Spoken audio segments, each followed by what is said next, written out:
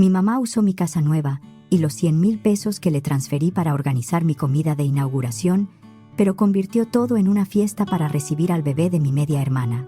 Y cuando tomé el micrófono para decir la verdad frente a 50 invitados, mi padrastro me golpeó delante de todos. Me llamo Teresa Cárdenas. Tenía 33 años cuando pasó. En ese momento, era vicepresidenta de Tecnovisión Analítica, una empresa de datos con oficinas en Santa Fe, Ciudad de México.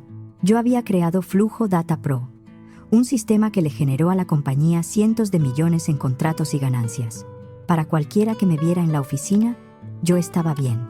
Pero mi familia llevaba años tratándome como si mi lugar siempre pudiera dársele a alguien más. Cuando tenía 6 años, mi papá, Esteban Cárdenas, murió de cáncer.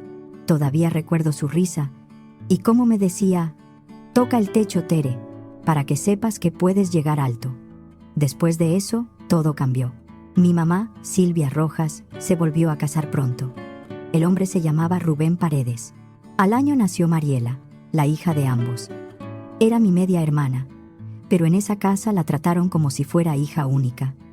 Desde que mi papá murió y Mariela llegó, yo empecé a desaparecer. No fue de golpe. Primero dejaron de preguntarme cómo estaba. Luego dejaron de ir a mis festivales de la escuela. Después mis logros se volvieron poca cosa. Si yo sacaba buenas calificaciones, mi mamá decía: «Qué bueno, Teresa», sin levantar la vista. Si Mariela hacía un dibujo, Rubén lo enmarcaba.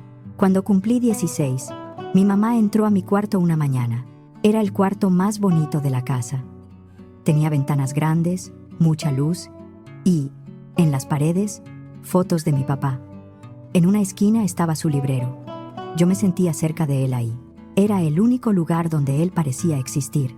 Mi mamá ni siquiera se sentó. «Mariela necesita este cuarto», me dijo. Yo dejé el cuaderno que tenía en las manos. «¿Qué? ¿Te vas a pasar al cuarto de visitas? Mariela ya tiene 9 años y necesita más espacio. Tú vas a estar bien en el cuarto pequeño». «Mamá, aquí tengo las cosas de papá. Sus fotos, sus libros». Ella suspiró como si yo hiciera berrinche. «Teresa, no hagas drama. Son solo cosas. Tu hermana está creciendo. También soy tu hija». Me miró unos segundos. No dijo nada. Ese silencio fue suficiente. Ese fin de semana empaqué. Rubén movió el librero de mi papá como si fuera un mueble viejo. Lo puso en la alacena, junto con adornos navideños y trastes que nadie usaba. La mayoría de las fotos acabaron ahí. Esa noche bajé a escondidas. Abrí la alacena sin hacer ruido y saqué mis favoritas, las de mi papá solo y las de él conmigo en la playa, sonriendo, con el cabello revuelto por el aire. Las guardé debajo de mi colchón durante años. Las reuniones familiares empeoraron. En Navidad, cumpleaños y comidas de fin de año tomaban fotos para mandarlas a la familia. Yo casi nunca salía. Mi mamá siempre encontraba una excusa. «Teresa, te ves muy seria. Vas a arruinar la foto». También decía: «Ponte más alegre. Queremos una foto bonita de familia». Bonita, de familia, sin mí. Rubén no me golpeó en esos años. No necesitó hacerlo. Su forma de lastimarme era más silenciosa. Me ignoraba. Me trataba como si yo estorbara en el pasillo. Aprendí el mensaje: yo vivía ahí, pero no pertenecía. A los 18 recibí mi carta de admisión al Tecnológico de Monterrey. Me aceptaron en Ingeniería en Tecnologías Computacionales. Yo temblaba de emoción.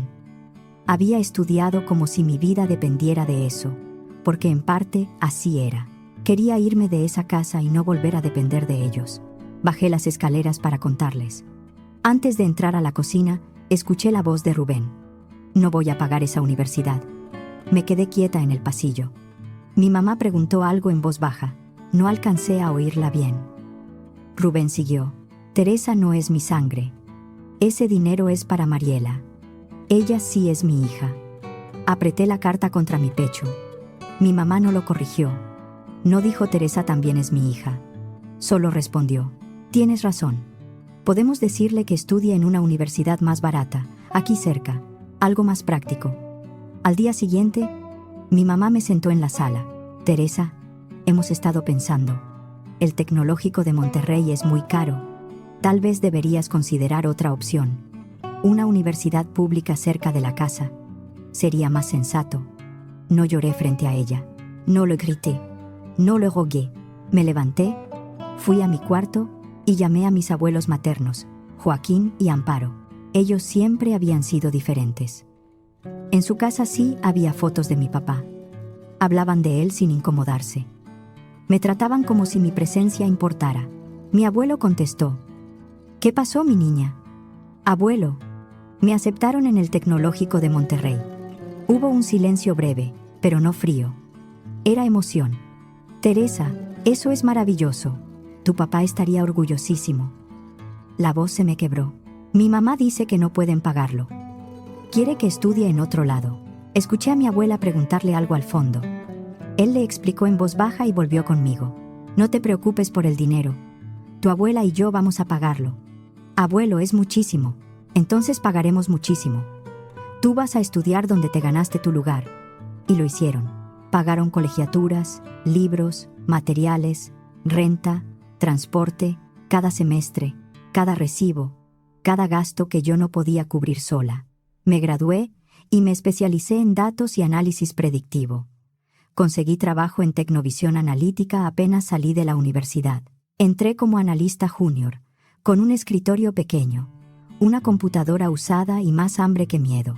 Trabajé como pocas personas estaban dispuestas a trabajar.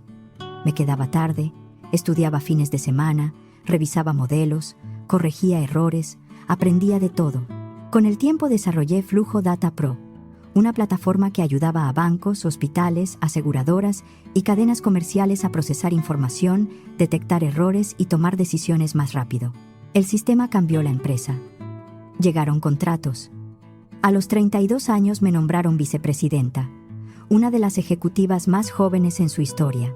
Poco después, con mi primer bono grande, mis ahorros y un crédito hipotecario, compré una casa en Valle de Bravo. No era una mansión exagerada.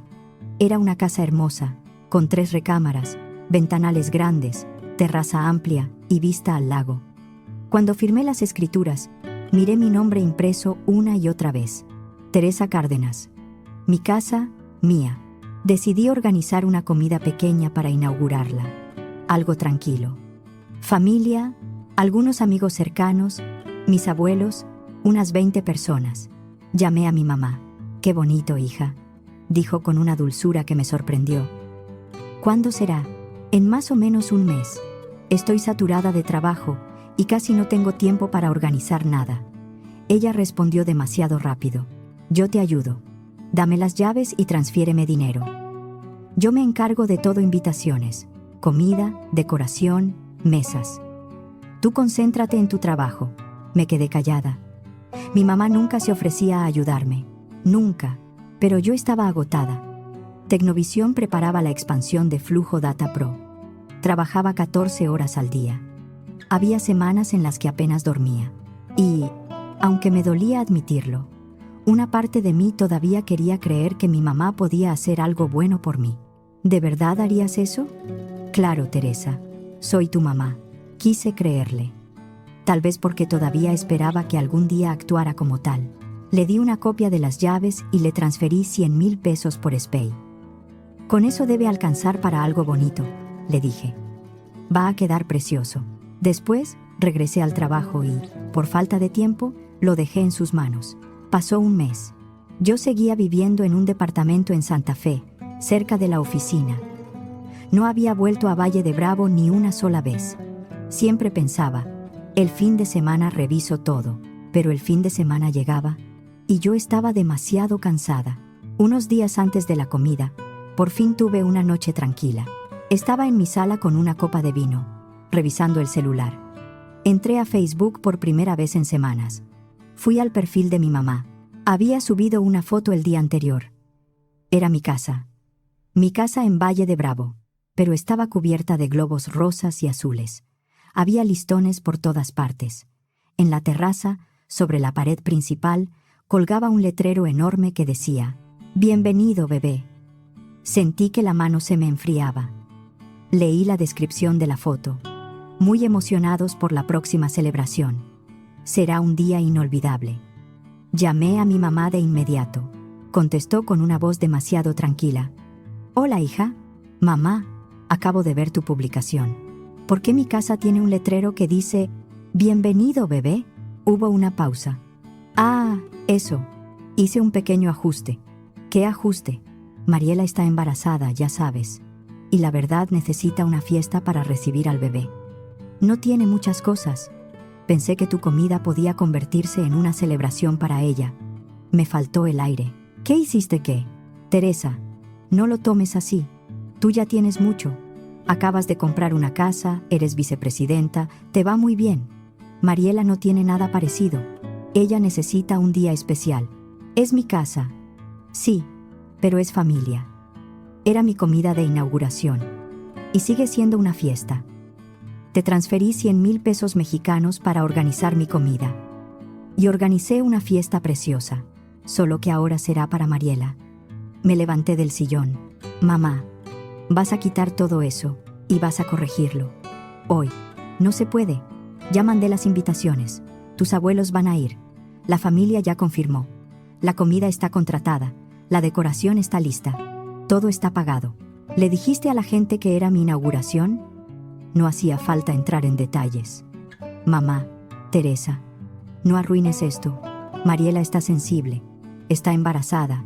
Necesita apoyo. ¿Y yo qué necesitaba? Cuando tenía 6 años y murió mi papá, silencio. Luego dijo, no voy a discutir contigo. Y colgó. Me quedé con el teléfono en la mano. Al principio no lloré. Solo miré la foto otra vez. Mi casa, mi terraza, mi dinero, mi madre usando todo para celebrar a Mariela. Entonces, regresaron los recuerdos, mi mamá, faltando a mis eventos, Rubén comprándole coche a Mariela, ellos pagando su universidad completa mientras yo dependía de mis abuelos, las fotos familiares donde yo no salía, el cuarto que me quitaron, el librero de mi papá en la alacena. 27 años de ser borrada. Miré de nuevo la publicación. No sonreí de gusto. Sonreí porque por fin entendí qué tenía que hacer. No volví a llamar a mi mamá. No mandé mensajes. No reclamé nada más. Solo esperé. Esa semana fui a trabajar como si todo estuviera normal.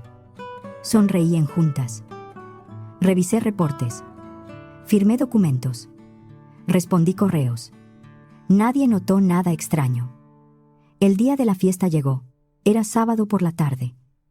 Salí con tiempo, antes de que se cargara más la salida de la ciudad. Aún así, entre Santa Fe, la carretera y el movimiento normal de fin de semana, me tomó casi 3 horas llegar a Valle de Bravo. El clima estaba perfecto. Sol suave, aire fresco, el lago brillante. Al llegar a mi calle, vi coches estacionados por todos lados. Había autos en la entrada, junto a la barda y a lo largo de la calle. No eran 20 personas. Eran por lo menos 50. Entré por el acceso lateral y caminé hacia la terraza. La decoración era igual.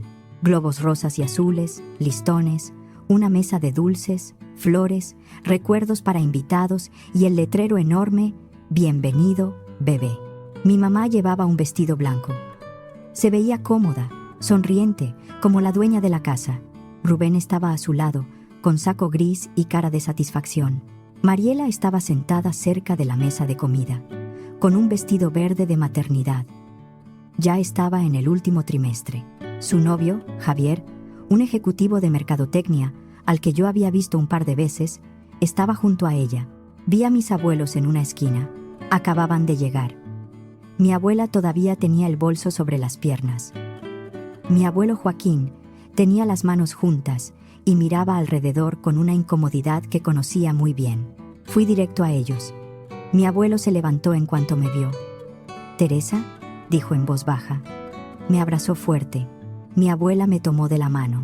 «No sabíamos», susurró. «Pensamos que era tu comida». Cuando vimos todo esto, entendimos lo que hizo Silvia. «No quisimos armar una escena sin hablar contigo». «Lo sé», respondí. «¿Estás bien?»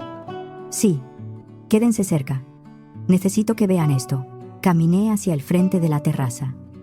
Habían puesto un micrófono y una bocina, seguramente para discursos sobre el bebé.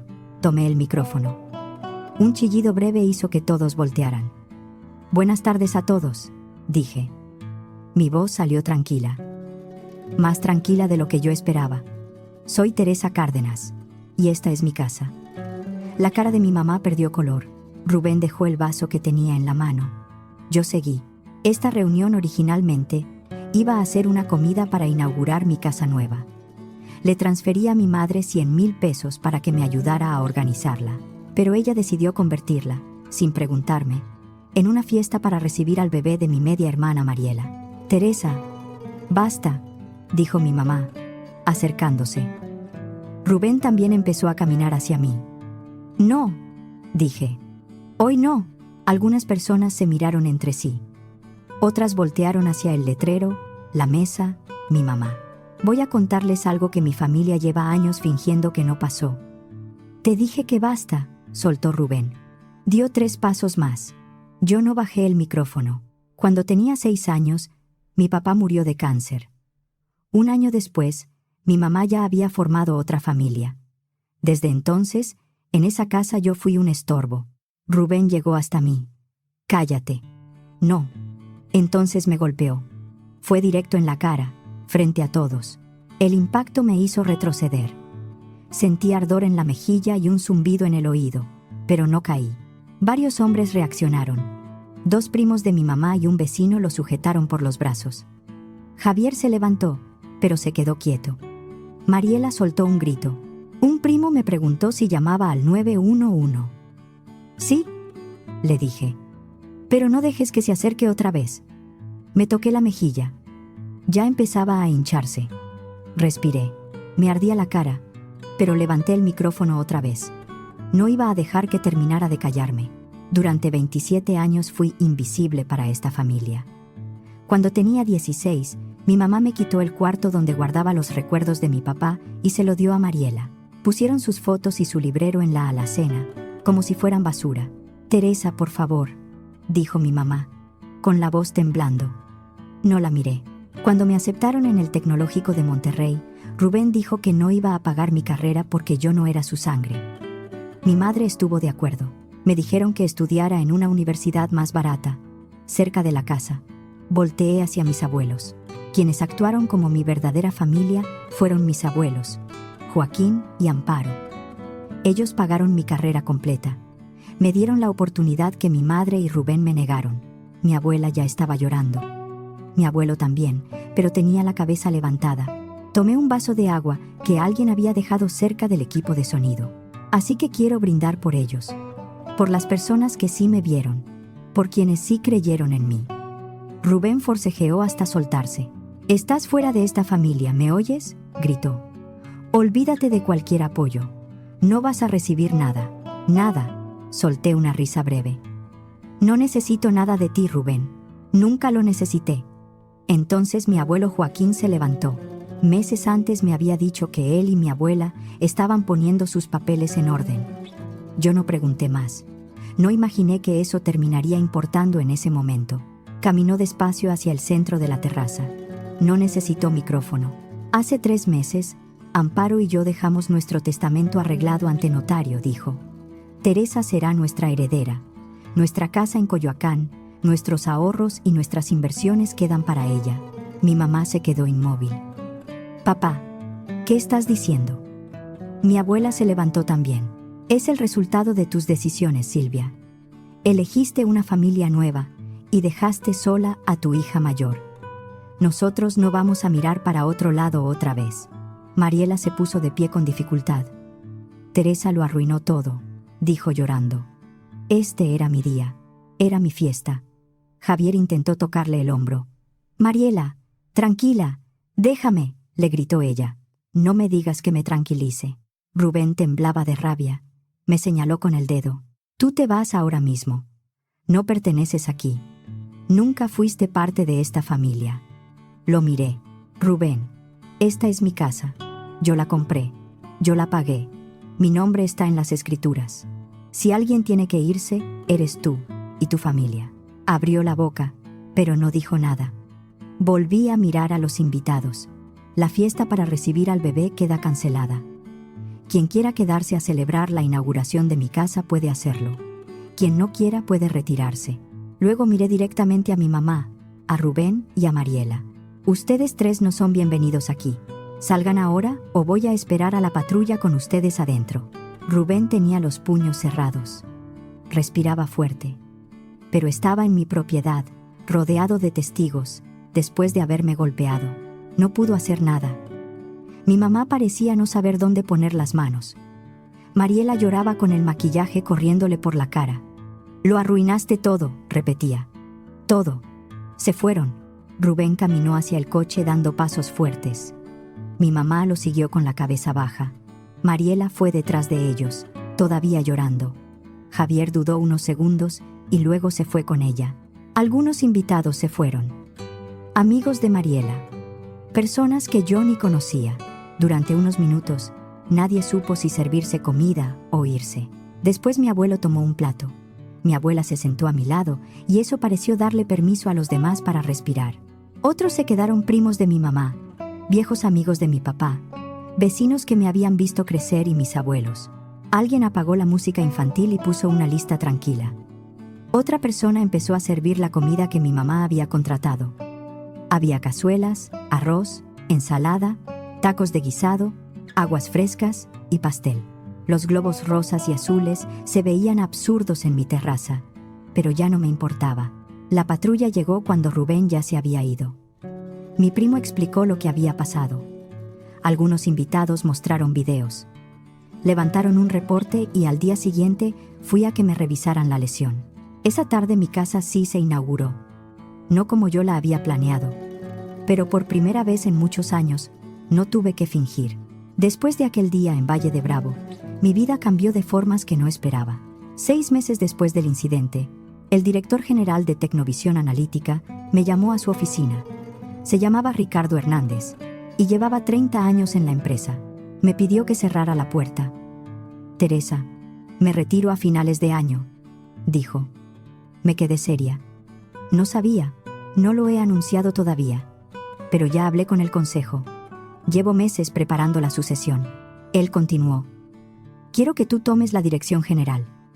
Lo miré sin saber qué responder. ¿Yo? Sí. Tú creaste Flujo Data Pro. Tú sabes dónde están los riesgos, dónde están los clientes y hacia dónde va el mercado. No necesito a alguien que venga a aprender la empresa. Necesito a alguien que ya la entienda. Me quedé en silencio. El consejo está de acuerdo, dijo. Y tu paquete incluirá bonos y acciones ligados al crecimiento de la compañía. Te lo ganaste. Me convertí en directora general de Tecnovisión Analítica antes de cumplir 34. La más joven en la historia de la compañía. A partir de ahí, Flujo Data Pro creció todavía más. Firmamos contratos con instituciones públicas, bancos, hospitales, cadenas comerciales y empresas internacionales. Más tarde, algunos fondos de inversión se acercaron para participar en la expansión. La plataforma que yo había creado terminó valuando una parte enorme del negocio en miles de millones de pesos. Un año después, aparecí en la portada de una revista de negocios. Cuando se la llevé a mi abuela Amparo, lloró. Tu papá estaría tan orgulloso de ti, me dijo. Dejé mi departamento de Santa Fe y me mudé a un departamento en un piso alto sobre Paseo de la Reforma. Tenía ventanales de piso a techo, vista a la ciudad y una oficina donde podía trabajar en paz. En esa oficina puse el escritorio de mi papá. Lo recuperé casi un año después de la fiesta. No quise entrar a escondidas ni provocar otro pleito. Con ayuda de un abogado, pedí formalmente que me entregaran sus cosas. Al final, acordamos una fecha. Mandé una mudanza y me llevé el escritorio, el librero y cada foto que todavía quedaba. Ahora sus libros estaban en mis repisas. Sus fotos estaban en la pared. Por fin mi papá tenía un lugar digno en mi vida. Los fines de semana manejaba a Valle de Bravo. Después de la fiesta remodelé la casa, cambié la terraza, pinté las paredes y la convertí en el refugio que siempre quise. Invitaba a mis abuelos cada vez que podía. Nos sentábamos en la terraza, jugábamos ajedrez, tomábamos té de hierbabuena con manzanilla y veíamos el atardecer sobre el lago. Eran días tranquilos, sin gritos, sin reproches, sin tener que ganarme un lugar. El video de Rubén golpeándome se volvió viral. Alguien grabó todo con el celular y lo subió a redes. En menos de una semana tenía millones de reproducciones. Se veía claro yo con el micrófono, él acercándose, el golpe, la reacción de los invitados y mi regreso al micrófono con la mejilla hinchada. La empresa de Rubén no quiso cargar con el escándalo. Primero abrió una investigación interna. Después lo suspendieron, lo bajaron de puesto y le quitaron personal a cargo. Su sueldo se redujo muchísimo. Sin sus ingresos de antes, mi mamá y Rubén ya no pudieron sostener ese estilo de vida. La casa grande, los coches caros, el club deportivo y las comidas elegantes empezaron a pesarles. Vendieron la casa y se mudaron a un departamento modesto de 2 recámaras al otro lado de la ciudad. Mariela dio a luz 3 meses después de la fiesta. Fue niño. Me enteré por una prima, porque para entonces yo ya la había bloqueado de todas partes. Su relación con Javier se rompió poco después. Él se fue un mes después del nacimiento del bebé. Mariela regresó con mi mamá y Rubén. Cuando escuché eso, no sentí gusto. Tampoco culpa. Solo entendí que ya no era mi problema. Corté todo contacto con mi mamá, Rubén y Mariela. Bloqueé sus números, sus redes, sus correos. Cambié las cerraduras de la casa de Valle de Bravo y también mi número personal. En mi oficina tenía 2 fotos. Una era vieja yo de niña en la playa, junto a mi papá y mis abuelos. La otra era del día en que terminamos el registro legal de Flujo Data Pro, con mi equipo alrededor de mí. Esas 2 fotos me recordaban de dónde venía y qué había decidido cuidar. Mi abuela me contó una tarde que mi mamá seguía intentando convencerlos de cambiar el testamento. Estábamos en la terraza de Valle de Bravo. El lago estaba quieto y mi abuelo revisaba unas piezas de ajedrez. Silvia llama cada pocas semanas, dijo mi abuela. ¿Para qué? Dice que Mariela necesita ayuda, que nosotros estamos castigando a su nieto, que la familia debe apoyar a la familia. Miré mi taza de té. ¿Y qué le dices? Que no. Todas las veces. Mi abuelo asintió. El testamento se queda como está. ¿No les pesa decirle que no? Mi abuela me tomó la mano. Nos pesó más verte sola tantos años. No supe qué responder. 5 años después de aquella fiesta, estaba en mi oficina de Tecnovisión Analítica, en un piso alto de Reforma. Mi asistente tocó la puerta. Ingeniera Cárdenas, la junta del consejo empieza en 10 minutos. La junta salió bien. Hablamos de la expansión a Asia. Flujo Data Pro ya se usaba en 15 países, y el plan era llegar a 30 el año siguiente. Después de la junta, manejé a Valle de Bravo. Era viernes en la tarde. Salí después de la hora más pesada aún así. Entre Reforma, Constituyentes y la carretera, llegué ya de noche. No tenía prisa. Mi tradición era pasar ahí los fines de semana, lejos de la oficina, lejos del ruido. Solo el lago, la casa y la calma. Mis abuelos ya estaban ahí. Les había dado sus propias llaves años atrás. Mi abuelo tenía el tablero de ajedrez listo y mi abuela preparaba té en la cocina. ¿Cómo estuvo tu semana?, preguntó. Intensa, pero buena. Vamos a expandirnos a Japón y Corea del Sur el próximo trimestre. Me abrazó. Tu papá estaría feliz si pudiera verte ahora. Nos sentamos en la terraza durante horas.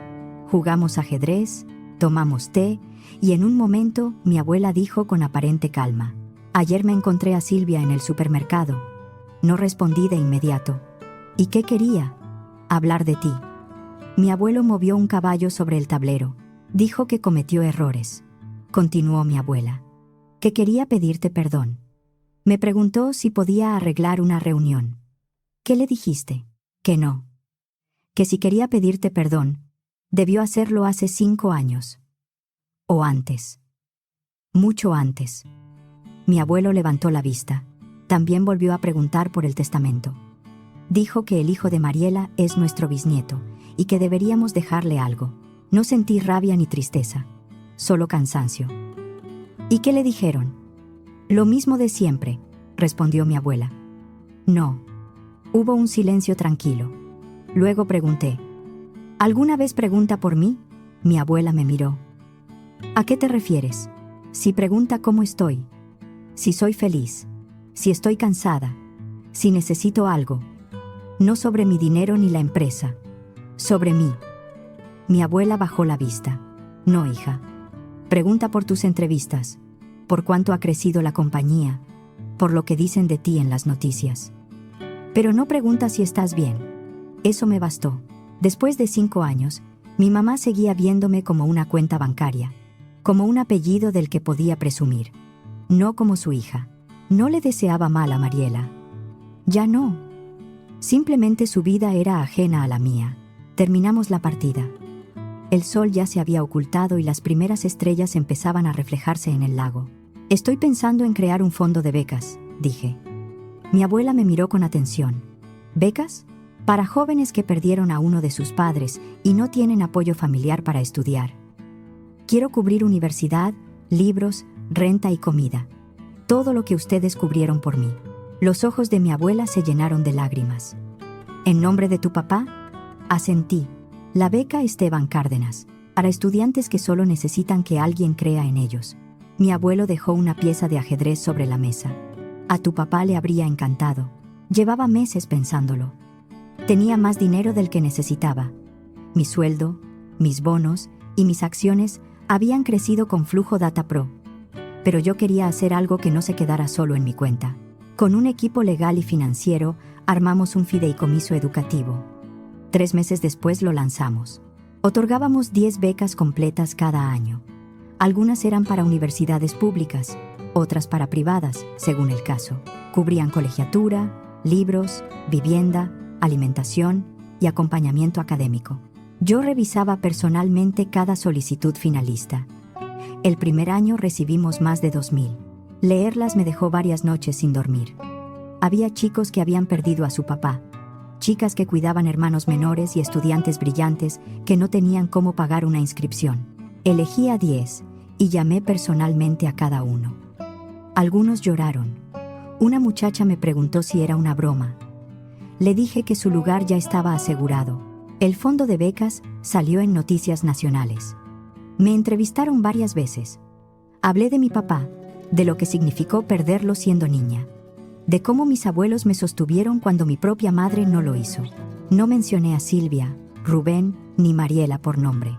No hacía falta. Unas semanas después de esas entrevistas, llegó una carta a mi oficina. Era de mi mamá. Reconocí su letra en el sobre. Casi la tiré sin abrirla, pero la curiosidad pudo más. La carta tenía 3 páginas.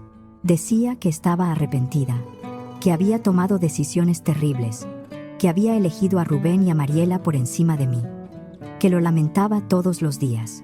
Decía que estaba orgullosa de mí, que le contaba a todo el mundo que su hija era directora general, que esperaba que algún día pudiera perdonarla, que quería tener una relación conmigo otra vez, que quería ser parte de mi vida. Leí la carta 2 veces. Luego la metí en la trituradora de papel de mi oficina.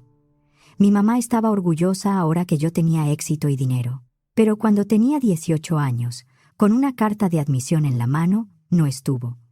Cuando necesitaba libros, comida y apoyo, no estuvo.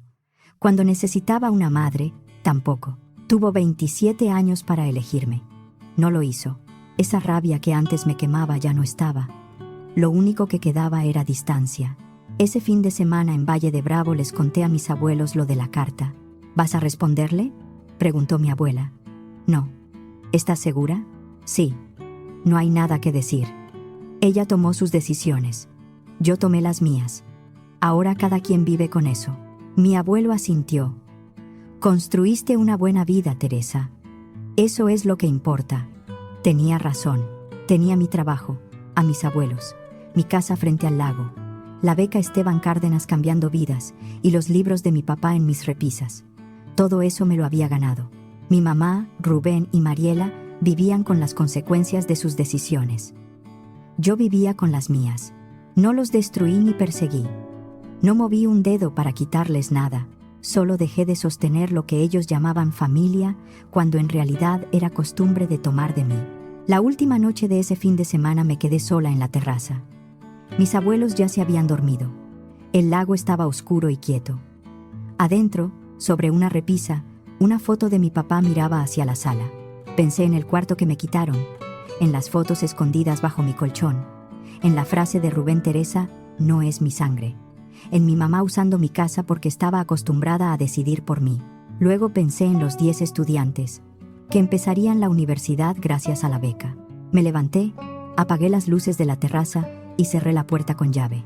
Esta vez, nadie más iba a entrar a mi vida sin permiso.